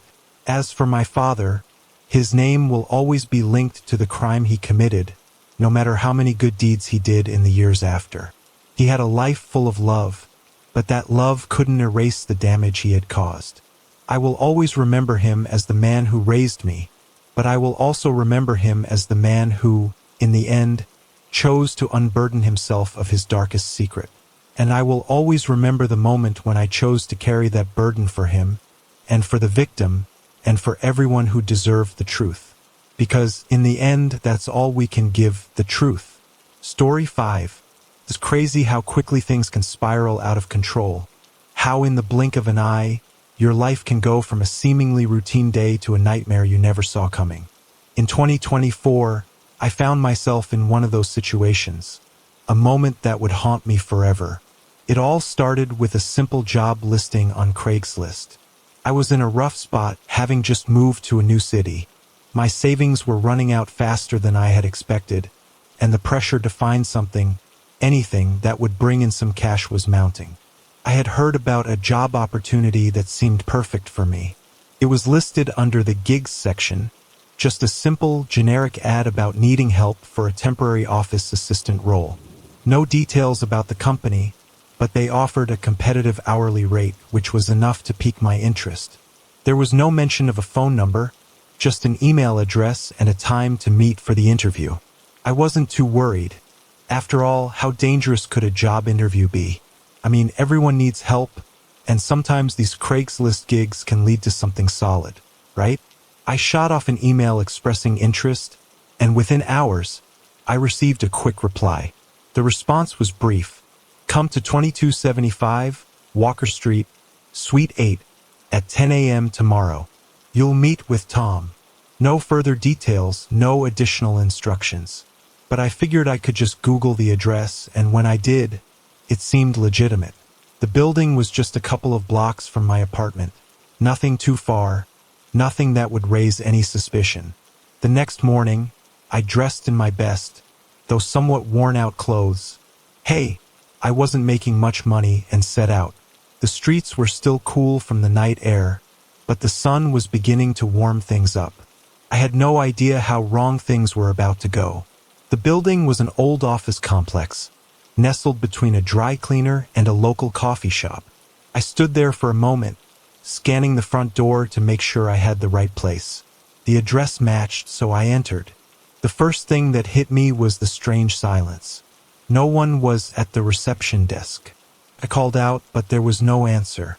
The hallway stretched out in front of me, dimly lit with closed doors on either side. It felt eerily quiet, almost abandoned. Hello, I called again, my voice sounding out of place in the empty building. There was a sound from behind one of the doors, muffled, but it caught my attention. A man stepped into the hallway. He was tall, maybe in his mid-30s, with unkempt hair and a slight stubble on his face. His clothes were casual, but he seemed off. Something in his posture made me uneasy, like he was sizing me up. "You here for the interview?" he asked, his voice a little too smooth, a little too rehearsed. I nodded, trying to keep things normal. "Yeah, I'm here for the assistant position. Is Tom here?" He smiled, but there was something unsettling about it, like he was trying too hard. "Yeah, I'm Tom," he said. "Follow me." I hesitated for just a second, but I told myself I was being paranoid. It was just an office building, after all. He led me down a narrow corridor to a door at the far end, and I noticed that the lights flickered as we walked. It felt like something out of a horror movie. My instincts were on edge, but I ignored them. I just needed this job. Tom opened the door to what looked like a small office. It had no windows, just a desk, a few chairs, and a stack of papers on the corner. Nothing about it seemed strange at first glance. He gestured for me to sit in one of the chairs. "So, tell me about yourself," he said, sitting across from me. His eyes didn't meet mine as he spoke. Instead, he was scribbling something on a notepad. As we exchanged pleasantries, I couldn't shake the feeling that something wasn't right. There was a lingering tension in the air, and I had this creeping suspicion that I was being watched. My mind raced through every possible scenario. Was this a scam? Was this the setup for something I couldn't even fathom? Just then, there was a sharp noise from behind me. Something dropped, and Tom's demeanor instantly shifted. He stood up abruptly and excused himself, saying he'd be right back. I was alone in the room, staring at the door, my mind on high alert. I should have left right then and there, but I couldn't bring myself to move. I kept telling myself it was all fine, just a misunderstanding. Tom returned a few minutes later, his demeanor colder than before. He didn't look at me as he walked past me and locked the door behind him. My stomach churned, and the hairs on the back of my neck stood up. "You're not what I expected," he said with a hint of menace in his voice. "But I'm sure we can make this work."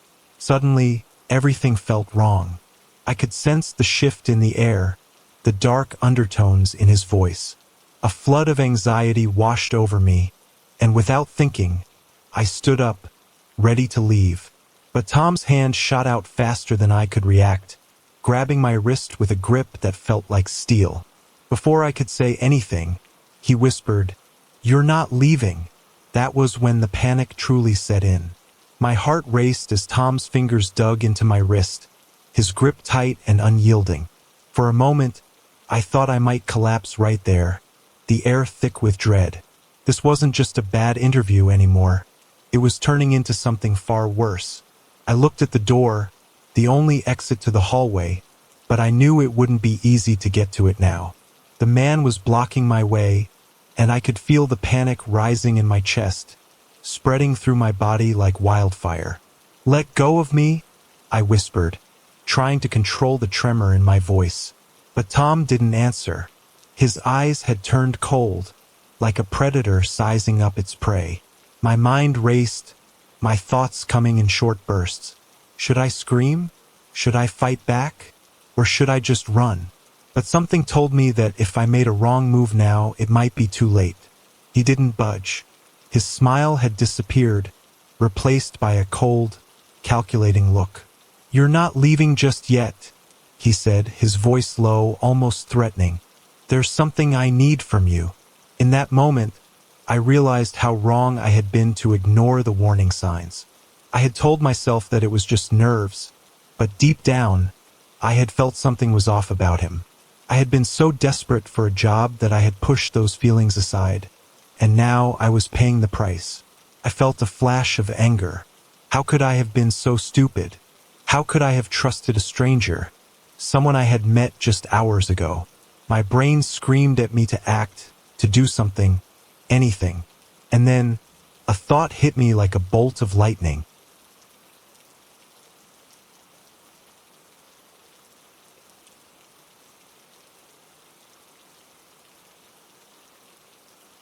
I was close to the door.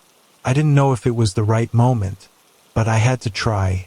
There was no way I was going to let this man take control of me, not without a fight. With all the strength I could muster, I yanked my wrist free from his grip. The sudden movement startled him, and he stumbled back for a moment, giving me just enough space to dart toward the door. I ran. My shoes slapped against the cold floor as I charged toward the exit, my breath coming in quick, panicked gasps. I could hear Tom's footsteps behind me, but I didn't dare look back. I needed to get out. There was no time to waste. The hallway seemed to stretch on forever, the oppressive silence amplifying my fear with every step. I couldn't hear anything other than my own pounding heartbeat, but I knew he was close. As I reached the door, I swung it open with all my might, praying it wasn't locked. To my relief, it wasn't. The outside world greeted me with a cool rush of air, but I didn't stop. I didn't even slow down. I ran across the parking lot, heart hammering in my chest, my legs burning with the effort. I didn't dare turn back, didn't dare slow down for fear he might be right behind me. I finally reached the street, my breath ragged and my legs aching. I didn't stop running until I found a busy intersection, where I could finally take a breath and look around. No sign of him, no sign of anyone. I was alone, but I was also safe for now. My mind was still reeling, trying to process what had just happened. The job interview, which had seemed like a simple opportunity, had almost turned into a kidnapping or worse. I didn't know what Tom had planned for me, but I knew I had narrowly escaped something terrifying. I quickly pulled out my phone, my hands shaking as I dialed the police. My voice was trembling, but I managed to give them the address and explain the situation. I told them everything: the strange man, the locked door, the cold grip on my wrist, and the way he had smiled at me like he knew something I didn't. They didn't waste any time. Within minutes, a squad car pulled up beside me, and 2 officers got out, asking if I was okay. I nodded, trying to calm myself, but I could still feel the remnants of panic coursing through me. One of the officers took my statement, while the other radioed for backup and headed toward the office building. "Stay right here," the officer told me. "We're going to check this place out."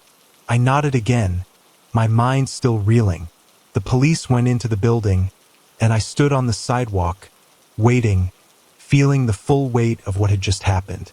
I could only hope they'd find Tom before he could do this to someone else. It wasn't long before the police returned. I could see the grim expressions on their faces before they even spoke. The building had been abandoned for months. There were no other people inside, no sign of any office workers or legitimate businesses. Just a few empty desks and a stack of boxes. No Tom. No trace of the man who had almost abducted me. I didn't understand it. Where had he gone? How could he have vanished so quickly? The officer who had taken my statement looked at me, his expression troubled. "We're going to send someone to track down any leads. This might not be the last time we hear about him," he said. "Stay safe. We'll keep you updated." I nodded, but the fear still lingered. The uncertainty of the situation was worse than the immediate danger I had faced. Tom, whoever he really was out there, and he hadn't been arrested. Not yet. As the police left, I felt a sinking feeling in my gut. This wasn't over. It wasn't over at all. Days passed, then weeks. I tried to return to normal life, but nothing really felt normal anymore. Every time I passed a dark alley, I flinched. Every time my phone buzzed, my heart skipped. And every night, I replayed that moment in the office. His cold grip, his smile, the terrifying calm in his voice. I hadn't heard anything from the police since that day. They said they'd investigate, that they'd look into similar reports, but so far, silence. It was like Tom had vanished into thin air. No fingerprints, no license plates, nothing traceable. But the story didn't end there. It was a Thursday afternoon when I finally got the call. "Mr. Hanley? This is Detective Morales. We may have a break in your case." I stood frozen in my kitchen. "You found him?" The detective's voice dropped a tone. "We believe so. There have been several similar reports in nearby states. Same MO, same Craigslist bait and lure job offers. In one of them, the victim went missing. Never showed up again." My blood ran cold. "We just received a tip from someone who recognized your description of the man," the detective continued, "and we've now connected him to an ongoing federal investigation. The press dubbed him the Craigslist killer." I sat down, the weight of those words sinking into my chest like a stone. Craigslist killer. He wasn't just some creep. He was something far, far worse. The next day, I met with federal agents. They showed me a series of photos, faces of different men. One of them caught my eye immediately. Sharp jawline, close-cut hair, the same unsettling smile. "That's him," I said, my throat dry. "That's the guy." The agent nodded grimly. "We've identified him as Trevor Miles. Real name, multiple aliases. He's been operating for over 6 years, moving from state to state, posts fake job listings, lures victims into abandoned properties, and, well, let's just say not everyone gets to walk away like you did." I swallowed hard. "How many?" The agent didn't answer at first. Then softly, "At least 9 missing.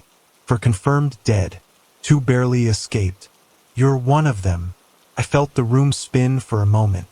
I was almost a headline, a face on a poster, another statistic, and then I realized something chilling. "He said he needed something from me," I whispered. He was calm, like he'd done it before. The agent nodded. "That's exactly it. He's calculated. He preys on desperation, people looking for work, trying to get by. He offers just enough legitimacy to lure them in. And he's still out there? For now," the agent said. "But we've issued a warrant. There's a nationwide manhunt. Someone tipped us off from a Reddit thread, your original post. That might have saved someone else." I sat back in my chair, mind reeling. Reddit, of all places. I'd posted my story in a moment of catharsis, just needing to get it off my chest. I never imagined it would lead to something bigger. Weeks turned to months. Updates came sporadically. A confirmed sighting in Arizona. Car chase in New Mexico. Another Craigslist ad pulled down minutes before a meetup in Colorado. The man was always one step ahead, always vanishing into the fog. But then the news broke. Late October 2024. Federal agents raided a remote cabin in Utah. Inside, they found surveillance equipment, burner phones, fake IDs, and a hidden crawlspace containing evidence tied to multiple victims. Blood samples, jewelry, torn clothing, and Trevor Miles alive, cornered. He tried to run, but a K-9 unit brought him down. He was arrested on the spot. I remember watching the footage on TV. His face was bruised, his expression blank. Not remorseful, not angry, just empty. And then I saw it. His eyes scanned the camera, almost like he was looking for someone, like he was still hunting. The trial was swift. The evidence was overwhelming. Multiple life sentences without the possibility of parole.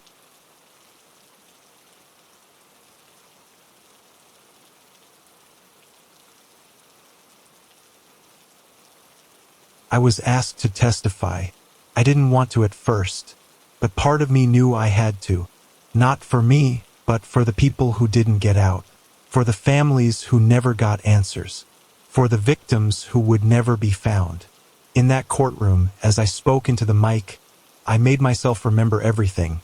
His voice, the layout of the office, that moment my instincts screamed at me to run. I looked over at him once. He didn't flinch. Didn't blink. He just stared. And then, ever so slightly, he smiled. That smile haunted me for months. It's been nearly a year now. I still check Craigslist sometimes, not for jobs, but to see if the ads are getting better regulated. To see if someone else might fall into the same trap. And every now and then, I get a message from a stranger. Someone who read my post. Someone who says, "Thank you. That could have been me." The world feels smaller now. The line between safety and horror thinner. But I survived. Barely. And that's why I tell my story. Because monsters don't hide under the bed anymore. They're online. And sometimes, they're just one click away. Last story. This is the silent floor of room 306. The building was called Harwood Hall, an old dormitory on the east side of campus at Northwood University, Oregon. Aged bricks, rust-streaked windows, always a little colder than the rest of campus, even in summer. No one ever wanted to be assigned to room 306, but most freshmen didn't know better. Emily Langford didn't. When she moved in during the fall of 2016, She didn't question the creaky elevator that skipped the third floor or the fact that her room's key had to be manually logged because of a system error. She was excited, nervous, eager to start college. Her roommate never showed up. Some last-minute dropout, they said. So Emily had room 306 to herself. Lucky, right? She vanished 27 days later. At first, people assumed she just dropped out. Rumors flew, maybe she went home. Maybe she had a breakdown. But her stuff was still there. Her phone left behind, untouched. Laptop open on the desk. Bed made. Only her ID and wallet were missing. And her window jammed open just 2 inches. No one had seen her leave. No one had heard a thing. The police were called.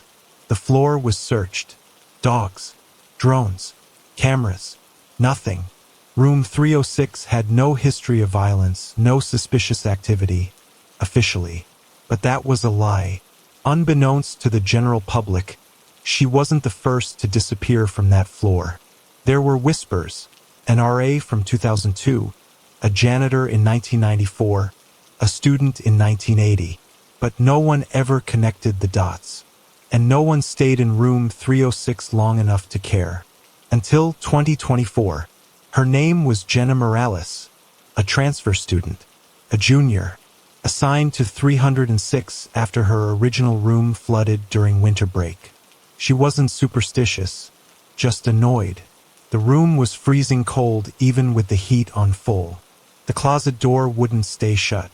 The air vent hissed like someone whispering just out of earshot. 2 weeks into the semester, Jenna started receiving notes. The first one was shoved under her door. No envelope. Just 3 words. Don't trust it. She thought it was a prank. Maybe hazing? She threw it away. The second one came 3 days later, taped to her mirror. It seized through the walls. Still, she brushed it off.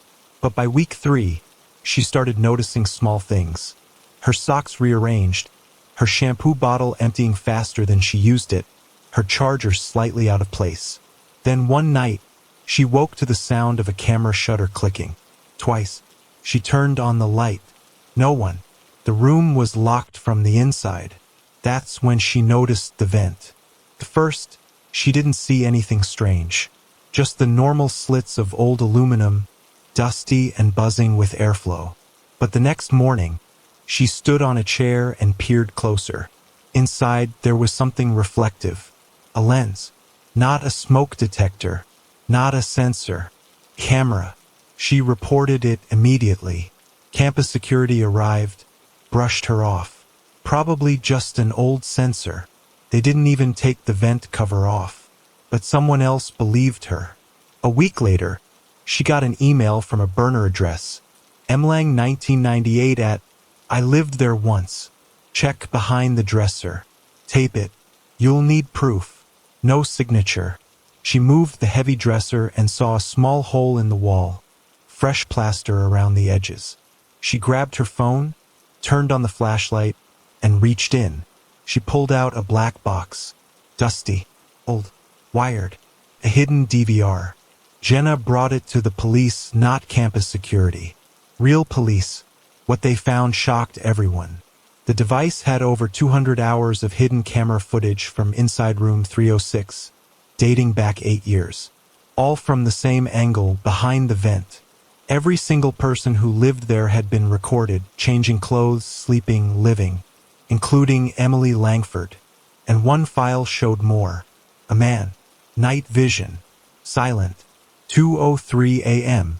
Emily Langford is asleep. The closet door creaks open. Slowly, silently, a man in coveralls steps out. He crouches beside her bed, watching her breathe. Then the video glitches. The next frame shows an empty bed. And the man, smiling into the vent camera, like he knows it's watching. That was the last known footage of Emily Langford. When the police traced the timestamp, they realized something horrifying. The man in the video had keys. A master key. Only campus maintenance had those. They checked the logs. Trevor Holt, retired maintenance worker. employed until 2019. He had suffered a stroke and died in 2020. But the footage was still being updated. When investigators returned to room 306 with proper warrants, they opened the walls and found more cameras. Wires leading into the ventilation system, all routed to a maintenance subroom below the 3rd floor. A space never listed on blueprints. Inside was a hidden tech room, modded routers, storage drives, and a motion-sensitive control panel still active. It was programmed to upload files to a private, encrypted server. The server was traced to a hidden forum on the dark web. Room_306 live. Thousands of viewers, subscriptions, payments, and multiple other dorm rooms on the same campus, wired exactly the same. The university went into full lockdown quietly. No press, no alerts. The administration didn't want a scandal. They called it infrastructure maintenance, evacuating students from all floors above and below 306. Most had no idea their dorm had been a live streaming set for a voyeur network operating right under their noses. Jenna, now relocated and placed under quiet protective surveillance, became the accidental whistleblower. But she wasn't the only one the system had failed. Once police accessed the private server behind room_306 live, they found folders named after residents. Emily_, Rachel_, Megan_, Zoe_, each with videos timestamped and cataloged. Some were harmless, students dancing, chatting on the phone, studying.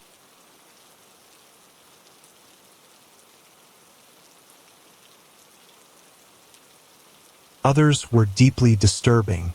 One clip, dated November 2nd, 2016, showed Emily crying into her pillow after she told her parents she felt watched. Another clip, on the night of her disappearance, showed something even more terrifying. At 1:12 a.m., Emily gets up and walks to the vent. She stares into it, whispers something too soft to hear, then slowly returns to bed. But at 2:03 a.m., the door creaks open, and he steps out again. Not from the hallway, from the closet. Authorities reopened Emily Langford's cold case. With new forensic analysis, they tore apart room 306 and the walls surrounding it. Between drywall layers, they found crawlspace access that wasn't in any blueprint, just barely wide enough for a small man to move through. Within that crawlspace, they discovered gloves, clothing, food wrappers, and camera batteries. It was a surveillance nest. Someone had been living in the walls. But how? Trevor Holt, the maintenance worker linked to the camera installation, had been dead for 4 years. Security logs stopped recording his key card usage in 2019. But someone had updated the system just last year, granting a generic maint_guest access to the maintenance tunnels. Someone had picked up where Trevor left off. Detectives tracked purchases made with encrypted crypto wallets connected to the streaming site. They found activity as recent as 2 weeks ago. IP addresses bounced globally, but one ping had slipped. Portland, 37 miles away. A small storage unit rented under a fake name, Victor Lamb. Inside were tools, monitors, and a small mattress covered in mold. No fingerprints, but security footage from the facility caught a man entering with a hoodie and gloves, and a Northwood staff badge. The staff list was short, just 12 active maintenance members. 9 were cleared. 3 had alibis. 1 had gone on leave the day Jenna filed her first complaint. Curtis Nolan, age 42. His house? Empty. Phone? Burned. Car? Abandoned 2 blocks from campus.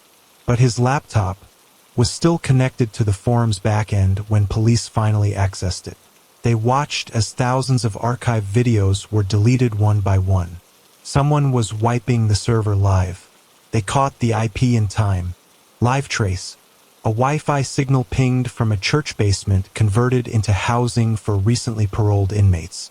Inside room B6, detectives found Curtis, staring at a laptop, trembling, whispering, "I didn't kill her. I only watched. I only watched." They arrested him on multiple charges: unlawful surveillance, stalking, wiretapping, and possession of voyeuristic content. But the tapes told a darker story. In interviews, Curtis said he had worked under Trevor for years, that Trevor showed him the system, that Trevor had been obsessed with watching, not touching. But Curtis hinted that someone else was involved, someone who paid to keep the cameras active. He never met them. He only got Bitcoin drops every month for maintenance and live feed management. The most chilling line in the transcript: "I didn't know she died. That wasn't me. But someone came after I left. I heard footsteps. They walked like they knew the walls." When investigators returned to the crawl spaces for a deeper search, they found a locked panel in the sub-basement, corroded, hidden behind an old water heater. Inside, a chair bolted to the floor, a ring of old candy wrappers, claw marks on the drywall, and a small human skull. Not Emily's. Dental records matched Miranda Croft, the janitor who disappeared in 1994. The case widened. This was no longer a singular pervert filming students. It was something older, bigger. Trevor may have started it, but someone else had kept it going. Weeks passed. Jenna moved off campus, dropped out. She said she could still hear the camera clicks in her dreams. But then the letters started again, this time mailed to her home address. "I never stopped watching. I only moved rooms." Police traced the postage local. No fingerprints. But the message inside had a phone number written in faded ink. She dialed it. The voicemail was chilling. "Hello. You've reached room 306. We're watching." The university quietly began tearing down Harwood Hall, called it asbestos remediation. But every wall they opened revealed more horrors: old wires, miniature cameras, listening devices, and notes. So many notes, stuffed into vents under floors behind mirrors. Some were letters of apology. Others were warnings. "You're not alone. They never sleep. She's still inside the wall." Jenna's breathing was shallow as she stared at the envelope on her bed. Plain white, no return address. Her name written in blocky red pen. Inside wasn't just the phone number. It was a USB drive labeled Harwood_confession MP4. She waited until the detective assigned to her case arrived before plugging it into a secure laptop. The video opened with a black screen. Static. Then a low-resolution feed of room 306, shot from a corner camera she never knew existed. An angle that peered down at the bed like a vulture watching its prey. The date stamp? April 17th, 2024, 2 days after Curtis Nolan had been arrested. Someone was still filming. The footage showed someone crawling out of the closet, slowly, like a spider descending from its web. Not Curtis. Not Trevor. This man was younger, thinner, hooded, and moved with practiced silence. He placed a new camera in the vent, then turned to the lens already recording and smiled. A piece of cardboard was held up to the screen. "You think you caught me." Another sign. "But you never checked the 5th floor." Detectives froze the video. Harwood Hall was only supposed to have 4 floors. The basement, the 1st through 3rd, and a rooftop access only for faculty. But blueprints were missing an old staircase tucked behind the western wing, once sealed during a renovation in the 80s. They reopened the west wing, found the false wall, and behind it, concrete steps stained with something dark, something that didn't look like mold. At the top of the stairs, a locked red door, covered in scratch marks, like someone had tried to claw their way out. They broke it open. What they found behind it changed the case from perversion to horror. The 5th floor wasn't finished.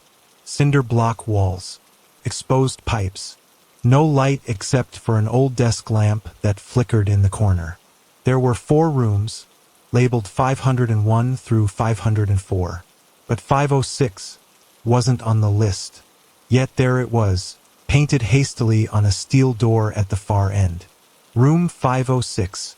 The walls of that room were covered in pages, hundreds of notebook pages, drawings, maps, letters, names crossed out violently.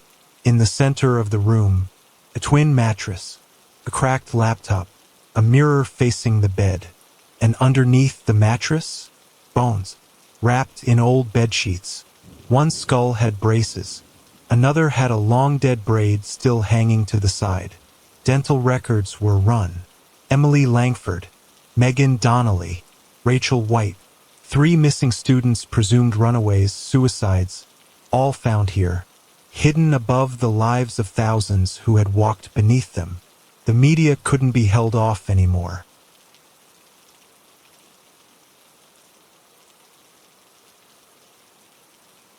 Harwood Hall was finally condemned and marked for demolition. But Jenna? She was already gone. Moved out of state, name changed, phone number wiped. She agreed to one final interview, done anonymously, her face blurred. They said they caught him, but there was more than one. I think this place was passed down. From man to man. Janitors, tech guys, students, maybe. I even suspect one of my professors knew. She paused. Because someone slipped a note into my mailbox 2 days ago. I live 400 miles away now. The note read, "You left your light on in room 306. The final twist came when authorities attempted to trace the original buyer of the domain that hosted room_306 live. It wasn't Curtis, wasn't Trevor. It belonged to Dr. Elias Corbin, a tenured professor of architecture at Northwood. He died in 2015, but his credentials had continued granting access to Harwood's restricted systems until 2023. The deeper they went, the more they uncovered. A legacy network, years old, running on a closed system. Corbin had designed the original Harwood Hall blueprints. He'd installed false walls, hidden maintenance ducts, and mirrored windows long before any crime was ever discovered. His personal files were encrypted, but one cracked open. Inside, photos of smiling students, yearbook clippings, and architectural notes titled, "Design for Optimal Observation and Soundproofing, Harwood Project Phase 1. The story ended where it started, with a camera. Buried in the rubble of Harwood Hall's demolition, an excavator unearthed a final camera unit still recording. Footage showed a man's shadow walking the demolished halls just days before demolition. He passed the camera, then turned and waved, not to the camera, to the viewer. He held up a cardboard sign. This is only the beginning. There are more rooms. And beneath that, good night." And so the walls of Harwood Hall finally came down. But the secrets they held? They're still out there, hidden in cables, tucked behind vents, echoing in empty rooms that were never supposed to exist. If you listened closely tonight, maybe you felt it too. That cold draft, that itch behind your neck, that quiet voice whispering, "You left your light on in room 306. This has been another sleepless journey through shadows and silence, brought to you by Mr. DarXnights. If this story haunted your thoughts, unsettled your peace, or made you glance over your shoulder just once, then consider subscribing, turning on notifications, and joining us again next time for another terrifying tale in the dark. Until then, lock your doors, don't trust your vents, and whatever you do, never ever stay in room 306. And there you have it, 6 true stories, each more terrifying than the last. From a sister's killer next door, to a Craigslist job gone wrong, and the haunted silence of room 306, these weren't just horror stories. They were real, and some of them are still unfolding. If any of these tales made your heart race, or your room feel just a little colder, then subscribe, leave a comment, and turn on notifications so you never miss a midnight story from Mr. DarXnights. Until next time, stay awake, stay safe, and never answer that knock after midnight. Good night, Candle.